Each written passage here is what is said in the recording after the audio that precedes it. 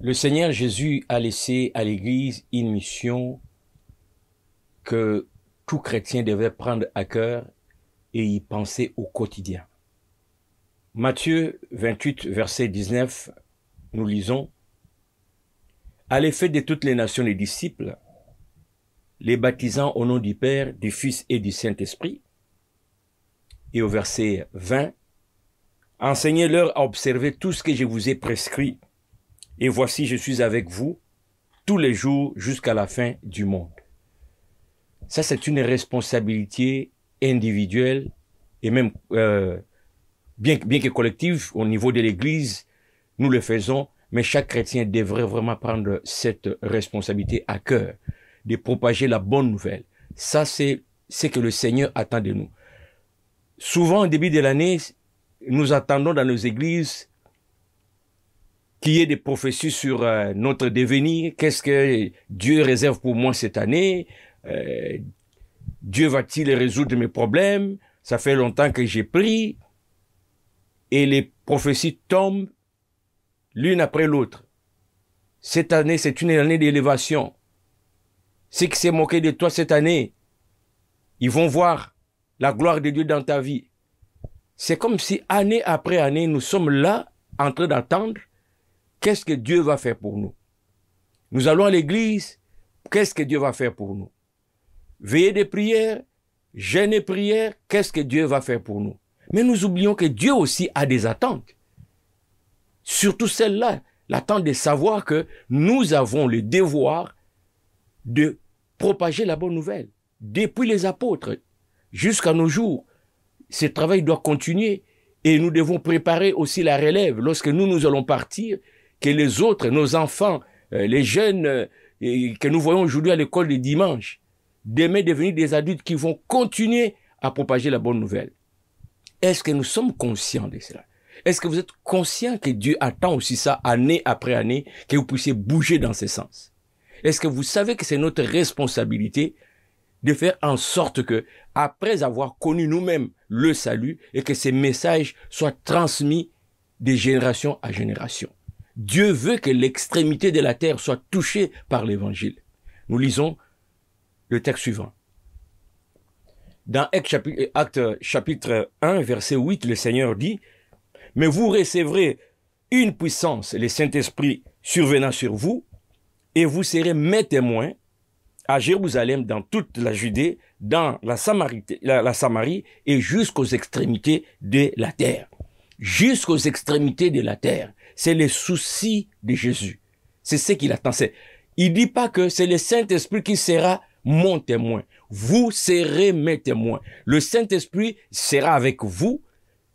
Mais une fois le Saint-Esprit en vous, vous ne restez pas à la maison en train de dormir, en train d'écouter des vidéos par-ci, par-là. Vous bougez avec lui. Et au chapitre, toujours dans Actes des Apôtres, chapitre 13, verset 47, nous lisons « Car ainsi nous l'a ordonné le Seigneur, j'étais établi pour être la lumière des nations, pour porter le salut jusqu'aux extrémités de la terre. » Encore là, dans les Actes des Apôtres, nous entendons parler, on voit la pratique après l'ascension du Christ. Mon frère, ma sœur, notre génération est une génération qui n'a pas d'excuse pour propager la bonne nouvelle. À l'époque de Paul et tous les siècles qui ont suivi après, ils devraient physiquement bouger. Mais notre époque, avec l'Internet, personnellement, j'ai béni le Seigneur de m'avoir gardé en vie jusqu'à cette époque. J'ai connu Christ avant l'Internet, l'évangélisation de porte à porte, on devrait bouger, et je vous avoue sincèrement, je n'ai pas souvenir d'avoir fait dans ma jeunesse 10 maisons. J'avais tellement peur. Deux raisons. La première raison, j'avais peur des chiens. Hein, et à l'époque, il y avait des maisons où c'est marqué à la porte, attention, chien méchant. Alors moi, les chiens là, je voulais pas aller de porte à porte de peur que les chiens, que je sois mordu par les chiens. Et deuxième peur que j'avais, c'est le refus. Hein. Je ne supportais pas les refus. Vous arrivez quelque part, vous êtes convaincu que vous amenez la bonne nouvelle.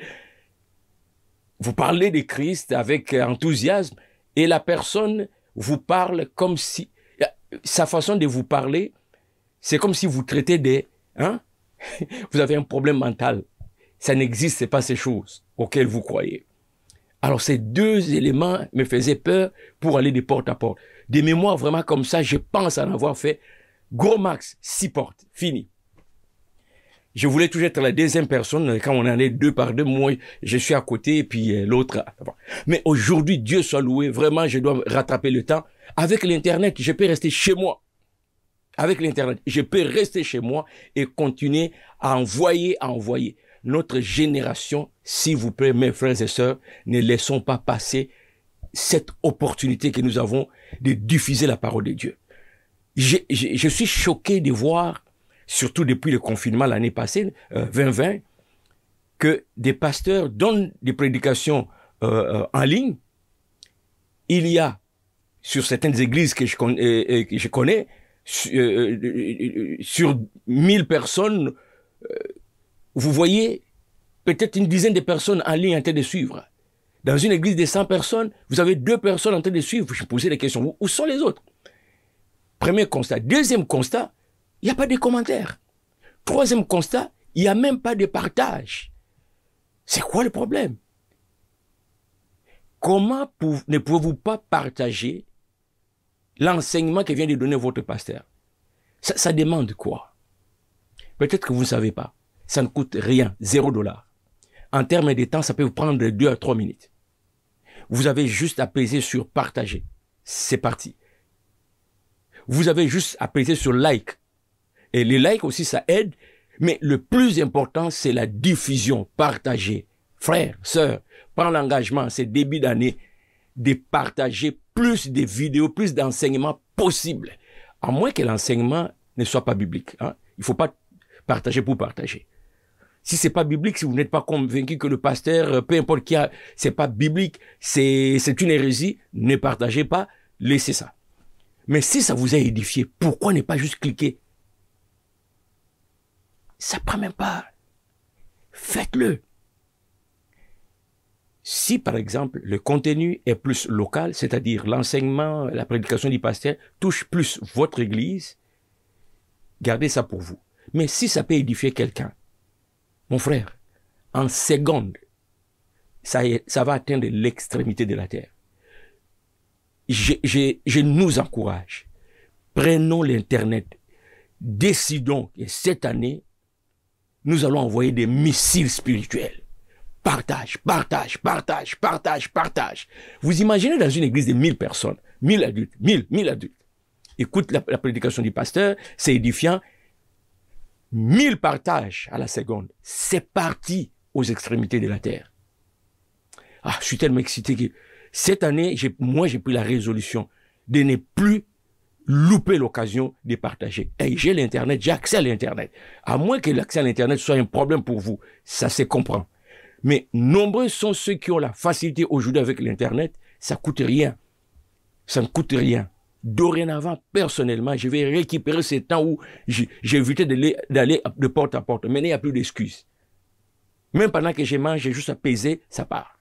Donc, je nous encourage à prendre à cœur la mission que le Seigneur nous donne. Chaque année, on s'attend à ce que lui s'occupe de nous, mais quand est-ce que nous allons aussi nous occuper de lui?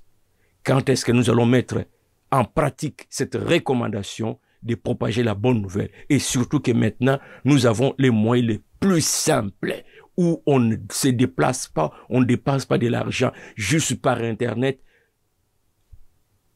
Vous partagez. Mais votre propre méditation. Il y a un verset qui vous a édifié. Allez-y aujourd'hui sur Internet. Nous avons sur nos téléphones, nous avons des Bibles et qui vous donnent déjà la possibilité de partager ces versets. Faites-le. C'est à nous d'envahir. C'est maintenant. Allez-y, prenez l'engagement. Propagez la bonne nouvelle parce que le Seigneur veut que tout le monde soit atteint. Soyez bénis et j'espère que d'ici quelques mois, on va voir à travers le monde, les chrétiens qui vont saisir cette opportunité et nous allons envahir le monde avec la bonne nouvelle de Jésus-Christ, mort sur la croix de Golgotha pour le salut de quiconque croit. Soyez bénis.